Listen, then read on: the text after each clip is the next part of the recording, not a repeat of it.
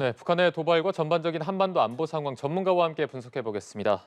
문성묵 한국국가전략연구원 통일전략센터장 자리하셨습니다. 안녕하십니까? 네, 안녕하십니까? 네, 어제 북한이 동해상으로 탄도미사일을 발사했습니다. 2주 만에 다시 무력 시위에 나선 것인데요. 지금까지의 그 탄도미사일 도발 상황 어떻게 파악하고 계십니까? 예, 말씀하신 대로 2주 만이죠. 10월 14일 날 북한이 단거리 탄도미사일을 발사를 했으니까요. 근데 실제 지난 9월 25일부터 10월 9일까지 북한이 거의 이틀 간격으로 한 번씩 7차례 미사일을 발사했고 네. 발사 이후에 직후에 북한이 이렇다 할 보도를 하지 않았다가 10월 10일 날 다 몰아서 보도를 했단 말이죠. 네네. 일련의 전술핵 운용부대의 지휘를 김정은이 직접 했다라고 얘기를 했고 자기들의 그 핵 운영 능력을 검증했다. 그러면서 말미에 한미일 연합연습을 시비를 걸었어요. 근데 그 뒤에 나온 북한의 일련의 도발도 보면 한국의 정상적인 사격 훈련이라든지 일련의 훈련들을 시비하면서 긴장 격화의 책임을 남쪽으로 돌리고 그걸 명분으로 북한이 계속 도발을 해 나가는 그런 양상을 보이고 있는데 어제 미사일 발사를 보면 어제 이제 11시 59분부터 20분 동안 두 발을 발사했거든요. 고도가 약 한 20여 킬로미터, 거리가 230킬로미터, 속도가 마하 한 5 정도 되는 걸로 지금 추정을 하고 있는데 어제 그 시점이 보면 우리 호국 훈련이 끝나는 그 시점이었습니다. 네네. 아직 어제 발사에 대해서 북한이 공식적으로 발표한 건 없지만 일련의 선전 매체를 통해서 나온 내용을 보면 역시 우리의 연습에 대한 불만의 표시이고 긴장 격화의 책임을 남쪽으로 돌리고자 하는 그런 적반하장의 행태를 지금도 반복하고 있다 이렇게 볼 수 있습니다. 네, 항상 미사일 도발을 하고 나서 우리 군의 어떤 훈련을 빌미로 했기 때문에 이번에도 그럴 가능성이 좀 높아 보이는 상황이고 네. 또 마침 시기적으로 중국의 당대회가 마무리가 됐습니다. 당대회 기간 동안 약간의 도발이 있긴 했습니다만 이제는 당대회가 끝났기 때문에 시기적으로도 이제 앞으로 계속해서 좀 도발이 있을 것이다 이렇게 봐야 될까요? 예, 그렇습니다. 북한이 도발을 하는 것은 두 가지 목적이에요. 하나는 군사적인 목적이고 하나는 정치적인 목적입니다. 예, 군사적으로 보면 김정은이 작년 1월 달에 8차 당대회를 통해서 이 국방 관련된 주요 과업들을 제시를 했어요. 그중에 하나가 전술핵 무기를 직접 사용할 수 있는 그런 이 역량을 구비하겠다라고 얘기를 했고 네. 이후에 북한이 금년 1월 이후에 보여주는 행태를 보면 단거리 미사일이 많습니다. 그리고 직접 전술핵 운용부대를 김정은이 지휘를 했고 특히 지난 9월 초죠. 북한이 전원회의 이를 통해서 핵무력 북한의 이 핵무력 정책을 법제화하는 그런 조치를 취했어요. 네. 그 법제화 내용을 보면 법령에 보면은 김정은이 핵을 사용할 수 있는 5가지 조건이 나오는데 그 내용을 분석을 해보면 역시 김정은이 결심하고 마음을 먹으면 어느 때 어느 장소 어떤 조건에서도 핵을 발사할 수 있는 준비 태세를 완비해야 된다라는 것이거든요. 그러니까 지금 일련의 상황들도 보면 그런 역량, 그런 대비 태세를 갖추고 과시하고자 하는 군사적 목적이 있고요.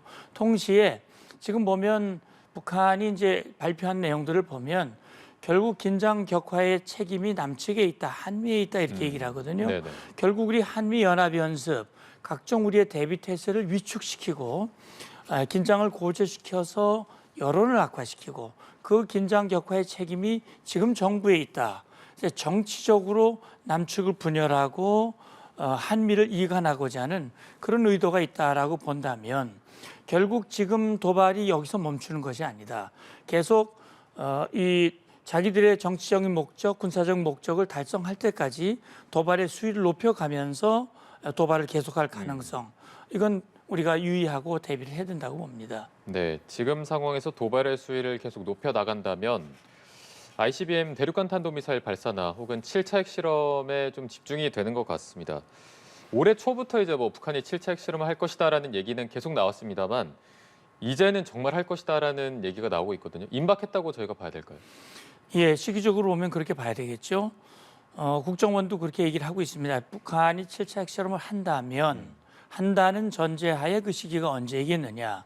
앞서도 말씀드렸습니다만 북한이 이런 일련의 도발, 핵실험이나 ICBM이나 SLBM이나 이런 핵미사일 도발을 하는 것은 군사적 목적과 정치적 목적이 같이 있는데 북한의 7차 핵실험도 마찬가지입니다. 북한이 핵탄두를 소형화하고 전술핵 무기를 다양화하고 그걸 표준화하고 가볍게 위력을 크게 만들기 위해서는 추가 핵실험이 필요하기 때문에 풍계리 핵실험장에 3, 4번 갱도를 이미 다 보수해 놓고 언제든 추가 핵실험이 가능할 준비를 다 갖추고 있거든요. 다만 정치적인 목적을 극대화하고 정치적으로 올 수 있는 여러 가지 피해를 최소화할 수 있는 가장 적절한 그 시기가 언제 있느냐를 지금 재고 있는데 그동안 보면 뭐 3월 달이다, 5월 달이다, 아니면 여름은 안 한다, 이제 한다면 지금 시기다라는 그런 분석들이 계속 있어 왔는데 네. 어쨌든 중국의 정치 행사가 끝났고 일단 중국에 대한 부담을 줄였고 그다음에 지금 비질런트 스톰이라고 그러죠. 연합 훈련이 예정돼 있고 또 미국의 중간 선거가 있는 11월 초 이 어간이 북한이 선택할 수 있는 정치적 일정으로는 뭐 적합한 일정 중에 하나라고 봅니다. 그러나 그 판단은 김정은이 하는 것이니까 정말 이 요초에 며칠 사이에 할지는 좀 두고 봐야 되겠죠. 네, 시기적으로는 정말 지금 할 가능성이 매우 높은 상황이고 그동안 이제 북한이 핵실험을 진행한 장소를 보면은 풍계리 핵실험장이었습니다. 특히 최근 들어서 이제 3번 그 남쪽 갱도에서 움직임이 활발하게 보이고 있는데 만약에 이제 북한이 7차 핵실험에 나선다면 이 3번 남쪽 갱도가 가장 유력할까요? 예, 현재로서는 뭐 가장 유력한 시나리오라고 봐야 되겠죠. 그러니까 3번 갱도는 그동안 한 번도 사용하지 않았고 네. 그렇기 때문에 북한이 3번 갱도 나아가서는 4번 갱도까지 사용할 것이다.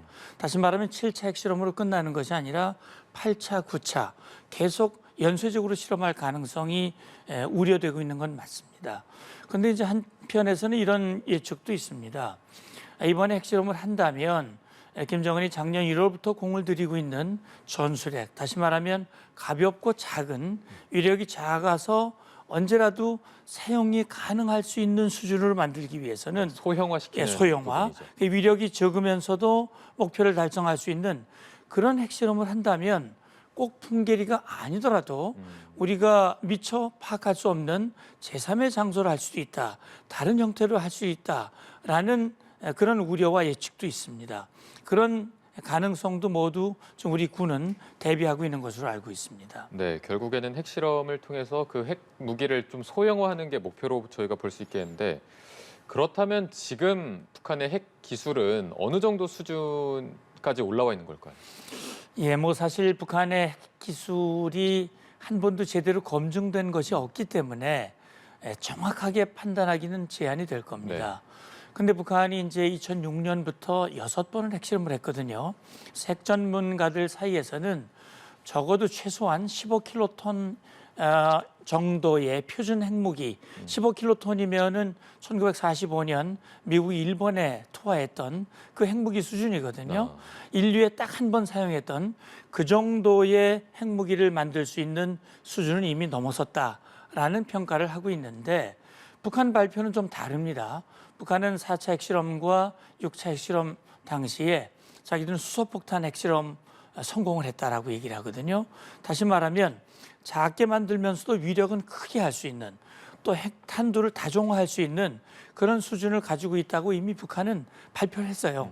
그러나 김정은이 핵무력 정책을 법제화하고 다양한 그런 무기 체계에 탑재할 수 있는 핵무기를 더 개발하기 위해서 추가 핵실험이 필요한 것은 분명해 보입니다. 그러니까 북한은 우리가 일반적으로 판단하는 그 핵기술 수준을 뛰어넘는 그런 정도의 기술을 보유하고 있을 가능성이 있고 그 완성도를 더 높이고 다양화하기 위한 그런 시도를 지금 하고 있다. 이런 판단이 듭니다. 네, 그 과정으로 저희가 보면 될 것 같고요. 미국의 반응을 좀 보자면 최근에 핵태세 검토 보고서에서 뭐 미국이나 동맹국 파트너의 북한이 핵 공격을 한다면 정권이 종말을 맞을 것이다라고까지 언급을 했습니다. 굉장히 수위 높은 발언으로 해석이 가능한 거예요. 예, 물론 뭐 과거에도 그런 발언을 안 한 건 아닙니다.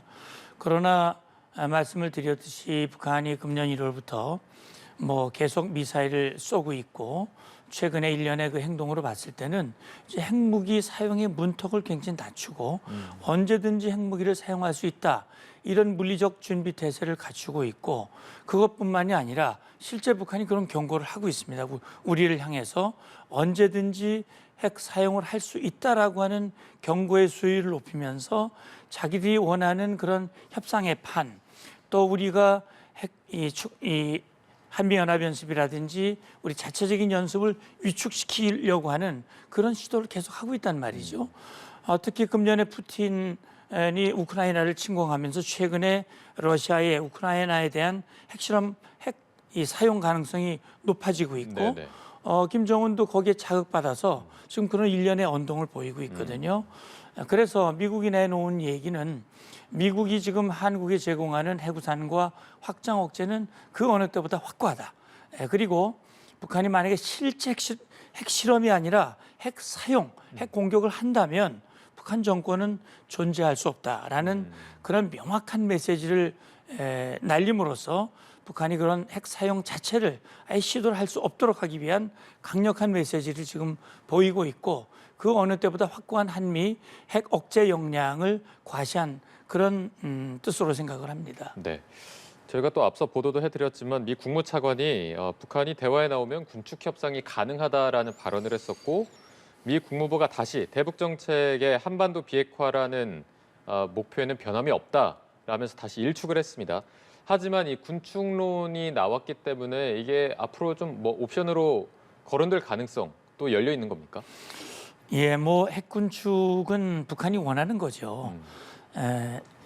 우리가 생각해 보면 2018년 싱가포르 회담에서 조선 반도의 완전한 비핵화, 우리는 뭐 한반도의 완전한 비핵화 이렇게 얘기를 하는데 핵은 북한이 한반도에서 핵은 북한만 가지고 있기 때문에 우리는 북한의 핵을 완전히 제거하는 북한의 비핵화를 얘기를 하지만 북한이 요구하는 것은 자기들이 이미 핵을 보유한 핵 보유국이기 때문에 미국이 한국에 제공하는 확장 억제나 해구산 모두 포함해서 핵 군축을 해야 된다라고 하는 것이 북한의 주장입니다. 그래서 북한의 이런 핵 군축 협상론은 우리가 일축해 온 것이 일관적인 입장이거든요. 네. 핵 군축 협상으로 들어간다는 것은 북한의 핵 보유를 인정하는 것이기 때문에 그건 안 된다고 하는 것이 이제 한미의 확고한 입장인데 아마 미 국무부 부장관이 차관이요. 차관이죠. 네. 차관이 이제 군축 협상도 가능하다라고 얘기하는 것을 진화하기 위한 왜 이런 발언이 제가 볼 나왔을까요? 때는 이런 뜻으로 생각이 됩니다. 핵 협상이 시작이 되면 이제 핵 군축이라고 하는 의미가 무엇인지 명확하게 논의할 수 있다. 제가 볼 때는 2018년에 조선 반도의 비핵화, 한반도의 비핵화라고 하는 것을 합의했지만 서로 간의 인식이다라고 개념 차이가 있기 때문에 사실 이후에 아무런 진전이 없었거든요. 그러니까 중요한 것은 핵 군축이냐 아니냐보다는 협상의 시작이 중요하다. 협상이 시작이 되면 그 용어에 대한 개념을 명확하게 규정을 하고 거기에 따라서 협상이 진행돼야 된다. 제가 볼 때는 차관의 발언은 그런 뜻이라고 생각이 되고 이후의 해명은 핵 군축 협상은 존재하지 않는다라고 하는 그런 입장을 명확히 함으로써 북한의 주장을 다시 한번 일축하고 쐐기를 박은 것으로 생각이 됩니다. 네, 알겠습니다. 또 이제 다음 주부터 한미의 대규모 연합 공중훈련 비질런트 스톰이 예정이 돼 있습니다. 북한이 이에 맞서서 또 도발할 가능성도 있고 앞으로의 한반도 정세 전망 어떻게 알고 계십니까? 예, 이제 북한은 끊임없이 그렇게 할 겁니다. 자기들이 핵실험을 하고 그동안 핵실험을 했고 다양한 미사일을 발사하고 이 모두가 다 유엔 안보리에서 결의한 안보리 결의 위반이거든요. 이건 뭐 국제법의 위반이죠. 다시 말하면 한반도 긴장 고조의 근본 원인 제공자는 북한입니다. 북한의 핵미사일 위협이 높아질수록 한미는 결국 거기에 대한 대비를 해야 되고 우리 국민과 대한민국의 안보를 위해서는 철저한 대비를 해야 된단 말이죠. 그동안 북한의 비핵화를 위해서 추진해왔던 연습도 중단하거나 또는 축소하거나 또는 발표를 안 하거나 그랬지만 북한은 오히려 더 핵미사일을 더 고도화하고 우리의 위협 수준을 더 높였거든요. 그렇기 때문에 지난 5월 20일 날 한미 정상회담을 통해서 연합훈련을 정상화하고 확장 억제를 고도화하고 모든 것들 전략자산 전개를 정상으로 하겠다. 이건 북한에 대한 경고의 메시지고 우리 대비란 말이죠. 근데 북한은 거꾸로 우리가 긴장을 격화하고 있다라고 이 적반하장식으로 하고 있습니다. 네. 제가 볼 때는 아마도 지금 연합연습이 예정돼 있고 우리는 정상적으로 추진하기 때문에 북한은 나름대로의 자기들의 군사적 목적, 정치적인 목적을 위해서 계속 긴장을 격화시키고 아마 도발을 이어갈 가능성이 있습니다. 거기에 흔들리지 말고 우리는 확고한 대비를 하고 우리 국민도 우리 정부의 이 대응 이것을 한 마음으로 신뢰하고 지원하는 이것이 북한의 불순한 의도를 차단하는 그런 대비라고 생각을 합니다. 네, 알겠습니다. 북한의 도발에 따른 한반도 안보 상황 짚어봤습니다. 문성목 한국국가전략연구원 통일전략센터장과 함께했습니다. 오늘 고맙습니다. 감사합니다.